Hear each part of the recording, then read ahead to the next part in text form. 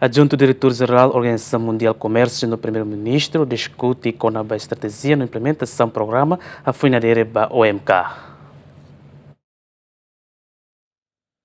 Adjunto Diretor-Geral Organização Mundial do Comércio e Subundane halau encontro o Primeiro-Ministro Kairala Sanana Guzmão onde discute com a ONSA Timor-Leste implementa a estratégia no programa importante SIRA e a fase pós-adesão da Organização Mundial do Comércio. Hafeng encontro, Adjunto Diretor-Geral Organização Mundial do Comércio explica se a surumos entidade SIRA Luktan onde qualia com a estratégia no implementação do programa e pós-adesão da OMK.